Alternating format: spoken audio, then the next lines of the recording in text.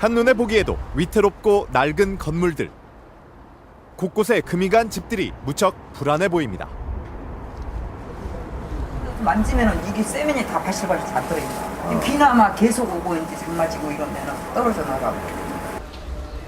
한때 부동산 로또로까지 불렸던 이곳. 그런데 이 지역 건물 곳곳에 오세훈 전 서울시장을 비난하는 현수막들이 눈에 띕니다. 재작년 무상급식 주민투표로 시장직에서 물러난 이후 좀처럼 모습을 볼 수 없었던 오 전 시장. 최근 서울의 한 대학원에서 강의를 시작한 오 전 시장을 수업이 끝난 뒤 어렵게 만날 수 있었습니다.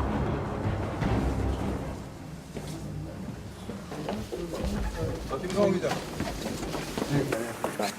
SBS 동영상 기자라고 합니다. SBS? 예. SBS에서. 예. 안녕하세요. 이미 취재진의 속내를 예상한 듯한 오 전 시장. 그동안 어떻게 지내셨어요? 네. 묻고 싶은 거 물으세요. 네. 최근에 그 용산 개발 때문에 오 전 시장으로부터 용산 개발 무산에 대한 솔직한 심경을 들을 수 있었습니다. 단군 이래 최대 개발 사업이라고 불리던 용산 개발이 물거품이 될 처지에 놓였습니다. 해당 지역 주민들과 기업들 그리고 서울시 등이 그 책임을 놓고 공방을 이어가고 있습니다. 그 피해는 긴 시간 동안 기대와 갈등 속에 살아온 주민들에게 돌아가고 있습니다. 장밋빛 환상이 휩쓸고 지나간 서부 이촌동은 어떤 모습인지, 그리고 이 개발과 관련된 사람들은 지금 어떤 입장인지 취재했습니다. 김광주 씨가 좁은 계단을 따라 집으로 향합니다. 엉망이야. 집안 곳곳은 물샌 자국으로 얼룩졌고 벽은 곳곳이 금이 갔습니다. 여기 뭐 비가 오면 새는 건가요? 네, 그리고 이제 눈이 와가지고 녹으면 새더라고. 습기가게 물이 두줄이 흐른다고. 창문에서 바람. 여전히 쌀쌀한 날씨로 전열기구에 의지하고 있는 김 씨 부부에게 난방비는 여간 부담스러운 것이 아닙니다. 이것 때문에 살지. 전기장판 뭐 이거 틀지 저거 이제 추면 이제 또 이거 보일러까지. 보이다 또 웃겨. 그래도 추워. 옛날 집이라 다 내렸네 이게 다 내리. 이 아파트에서 전세로 살고 있는 김 씨 부부. 용산 개발로 집이 언제 철거될지 모르는 상황이 몇 년째 계속되면서 집주인에게 수리를 요구하는 것조차 오히려 미안한 마음까지 든다고 했습니다.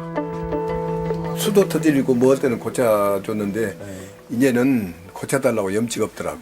내가 주인하도 안 해줘. 언제 어찌할지 모르는데 뭐 비워놓은 게 낫지. 주인들 입장에서는 나갔으면 하지. 그러니까 이제 8년간 정부치고 산 집이지만 이젠 한계를 느낍니다. 이사 가보려고. 이사 간 게 낫지. 도배를 하려도 이거 개발한다고 해가지고 언제 쫓겨날지 모른 거 그리고 나도 버렸다가 아이고 이거 도배하고 뭐니 춥고 겨울에 이상한 게 낫겠다. 그래 온 거야. 용산 개발에 묶여 열악한 주거 환경을 참아온 서부 이촌동 가구는 수백 채에 달합니다. 코레일이 용산이라는 노른자 땅에 추진한 개발 사업. 여기에 오세훈 전 시장이 한강 르네상스 사업과 연계한 통합 개발을 발표하고 삼성물산 컨소시엄이 개발 사업자로 선정될 때만 해도 이런 모습은 상상하기 어려웠습니다. 2007년이면은 소위 말하는 공무용 PF 사업이라는 사업이 가장 절정기 때입니다. 그때 부동산 시장도 좋을 때고 해서 팔도 쓴 거거든요. 그때는 뭐 삼성이 했으니까 어련히 알아서 했을까 뭐 이런 것들. 이게 의사결정하는 사람들이 야 이거 말도 안 되는 소리야 이거 다시 해봐라고 말하는 회사는 없었습니다. 서부 이촌동 주민들의 달콤한 상상이 시작된 것도 이때부터입니다. 한강이 내려다 보이는 아파트에 살고 있는 조성원 씨. 지금 사는 집에 만족하는 조 씨지만 당시 개발 보상 조건은 거부하기 힘들 만큼 파격적이었다고 말합니다.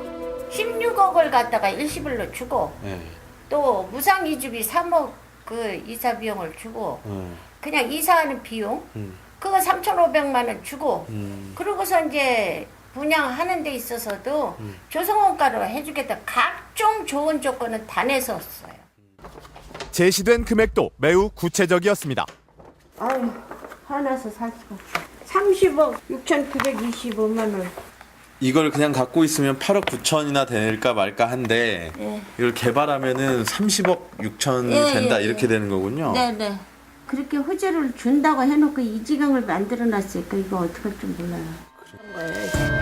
서울시가 이 일대를 토지거래 허가구역으로 지정하고 부동산 거래도 엄격히 제한해 집을 팔기도 어려웠다고 합니다. 이 지역에서 제일 이게 큰 가장에 자금이 필요하면 팔고 나갈 수 있었죠. 근데 땅 묶여놓은 거예요. 외부에서 진짜 자꾸 복구인들이 사러 오니까 그게 올랐다고 해서. 그러나 6년이 지난 지금 조 씨가 말로 들었던 모든 일들은 실현되지 않았습니다. 우리도 이제 노후를 설계를 해야 되는 이 시점에서 이 꼴이 됐으니까 어떻게 해 정말. 아마 사람들 여기서 뛰어내리고 싶은 사람 많아요 지금. 31조 규모의 용산 개발이 내리막길을 걷게 된 결정적인 원인은 2008년 금융위기입니다. 1년도에 이제 유난 사태가 터지면서 부동산 시장 이제 곤두박질을 치기 시작했고 계속 가만히 있어도 금융 비용은 계속 늘어나고 있고 근데 딱 돈이라는 것이 묶여버리니까는 뭐 진행이 안 되는 거죠. 이렇게 되자 보상금을 받을 줄 알고 대출을 받았던 일부 주민들에게서 문제가 불거지기 시작했습니다. 한때 거기서 주민들끼리 이야기할 때는요 로또 복권 당첨은 똑같다고 그렇게 해가지고 너도 나도 해당자는 보상이나 개발 혜택을 받게 되면 충분히 돈을 갚을 수가 있기 때문에 은행에서도 융자를 해주고 그렇게 해서 융자를 내서 많이 썼단 말이에요. 세상이 불문입니다. 데려갈 수도 있고 돈은 부모 자식 사이도 많이 바꿔놨습니다.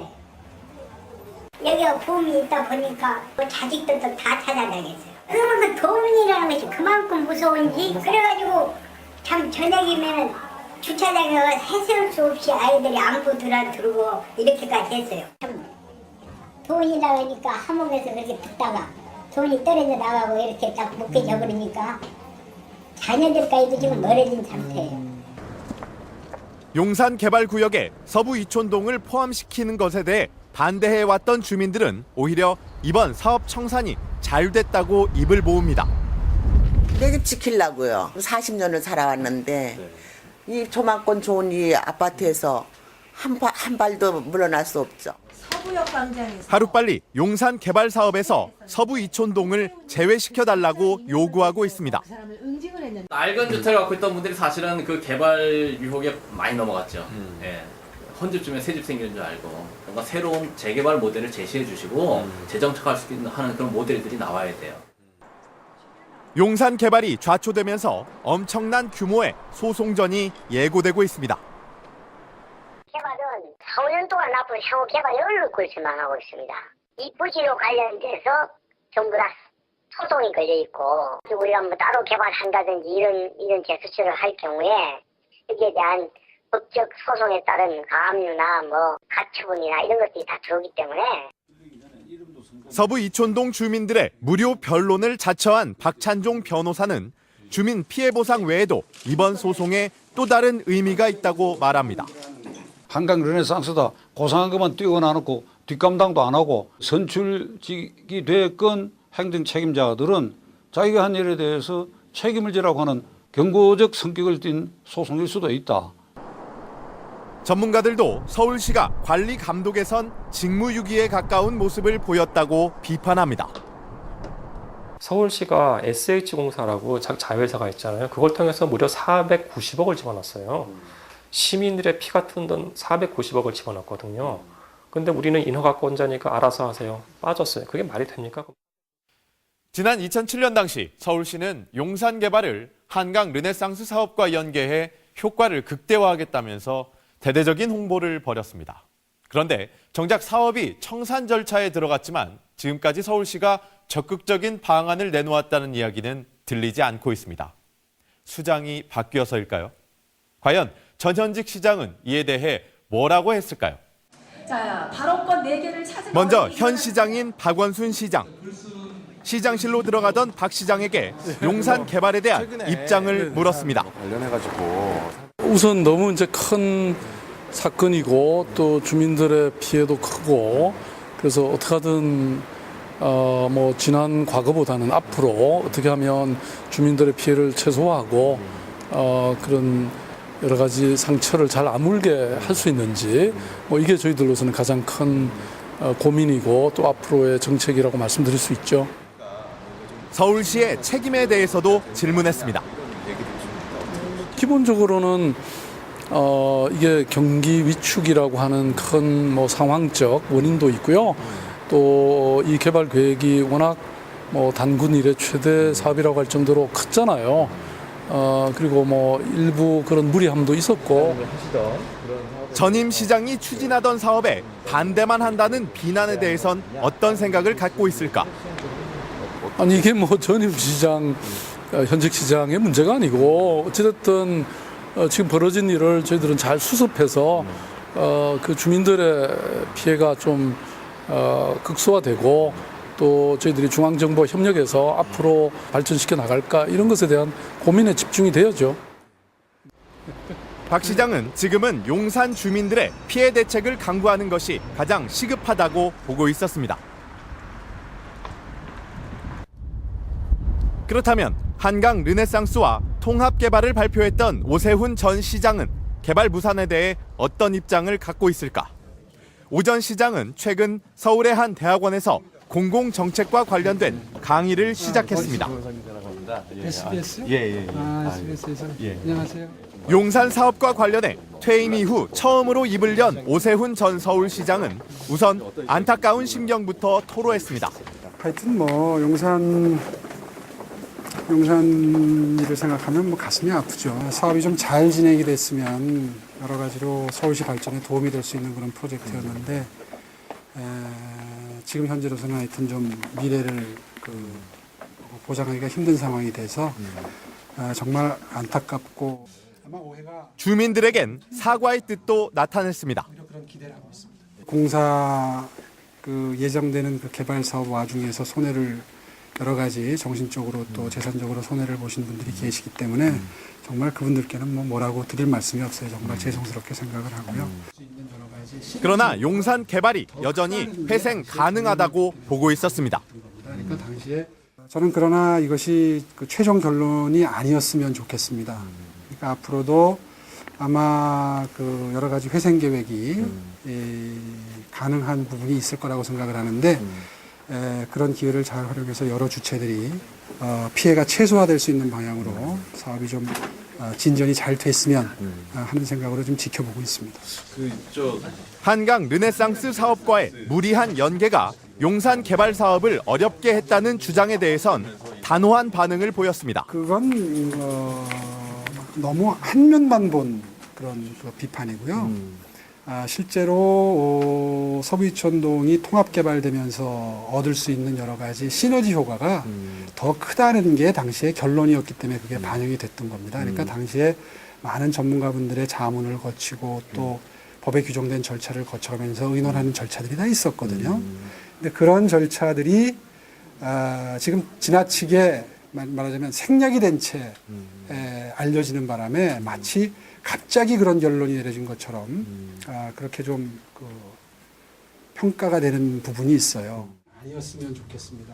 오 전 시장은 서부 이촌동 주민들의 감사 청구가 오히려 오해를 풀어줄 거라고 말합니다. 가능한 부분이 있을 거라고. 어제 보도를 보니까 감사 청구가 이루어졌더구만요. 감사 청구가 되면 숨길래야 숨길 수가 없는 거거든요. 그런 과정들이 이제 막 다 밝혀질 겁니다. 그렇게 되면 아마 오해가 일정 부분 풀리지 않을까. 오히려 그런 기대를 하고 있습니다. 네. 끝으로 그 정도. 하나만 더 여쭤볼게요. 다들 못 가십니다. 그 정도면 결과는 안타깝지만 당시의 결정이 최선이었다는 생각엔 변함이 없어 보였습니다. 서울시의회 강희용 의원은 특히 이 사업 초기부터 정부가 개입한 정황이 있다고 말합니다. 지난 2006년 당시 건설교통부는 용산 국제업무지구 개발의 근거가 된 도시개발법 개정안을 국회에 제출합니다. 그리고 상당히 중요한 부분을 바꾸자고 제안합니다. 바로 주민 동의율을 3분의 2 이상에서 2분의 1 이상으로 완화시키자는 겁니다. 고정법에 의하면 75% 이상의 동의를 구해야 되고요. 주택법에 의해서 지역주택조합을 할 경우에는 95%의 동의를 구하도록 되어 있어요. 그런데 이 도시개발법에 의해서는 기존의 그러니까 3분의 2 이상, 66% 이상을 받아야 되는데 이거를 50%로 떨겼단 말이죠. 서울시가 밝힌 서부 이촌동 개발 주민 동의율은 56%. 만약 도시개발법이 개정되지 않았다면 서부 이촌동을 포함한 용산 개발은 시작되지 못했거나 더 많은 주민들의 동의를 거쳤어야 했을 겁니다. 이거 해가지고 서울시의 그 담당 국장들도 이해하기 어려운 그 법 개정이었다 이렇게 의견을 좀 내놓고 있습니다. 당시 국회에서도 반대 의견이 나왔지만 건교부가 강하게 법 개정의 필요성을 주장해 결국 개정안은 2007년 4월 본회의를 통과합니다. 특히 이 개정안을 통해 건교부는 철도시설공단을 도시개발 사업 시행자에 포함시켜줍니다. 이때 당시 그 법의 근거에 의해서 서부 이촌동이 포함이 되었고 그 과정에서 지금과 같은 막대한 피해를 양산하는 근거가 됐다는 점들은 이제 말씀드리고 싶은 것이죠. 교통부가 이제 뭐 건교부의 후신이고 그래서 책임이 없다라고 말하지 못한다는 거죠. 그 코레일에 지나친 그 권한들을 주고 그다음에 그를 위해서 많은 법적인 규제들을 대폭 완화시켜준 책임을 당연히 물어야 되겠죠. 역세권 개발로 몸살을 앓고 있는 곳은 용산뿐만이 아닙니다. 조용했던 충북 청원군의 한 시골 마을도 8년째 추진되어 오던 오송 역세권 개발 사업이 마땅한 투자자를 찾지 못해 무산될 위기에 처하면서 진통을 겪고 있습니다. 계시니까 한번 여기 한번 말씀해 보세요. 얘기하지 마시고. 우리 도의하고 여러 가지 방안을 지금 강구를 하고 있습니다. 하여튼 좀 기다려 보세요.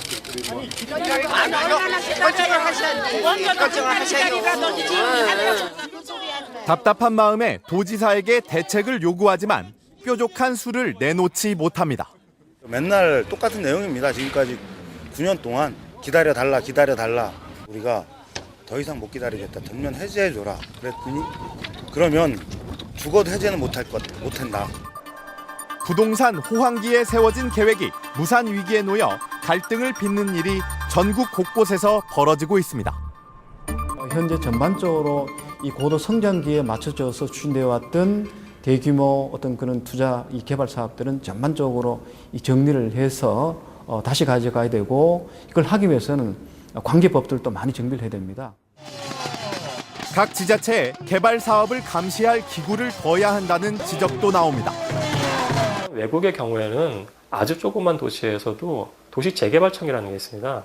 도시재개발청은 민간 개발업자를 선택을 하고요. 그 다음에는 빠지는 게 아니고요. 이 개발업자가 제대로 자기들의 그 계약대로 제대로 그 공사를 하는지 철저하게 감사를 합니다. 개발 사업자도 주민들도 투자자도 그리고 서울시도 모두 각자의 환상 속에서 보았던 신세계에 이르지 못했습니다. 관련 기관과 기업이 이제라도 장기적인 관점에서 모두에게 이익이 되는 해법을 찾아 용산 개발이 바람직한 도시개발 모델이 되는 반전의 계기를 만들어야 합니다.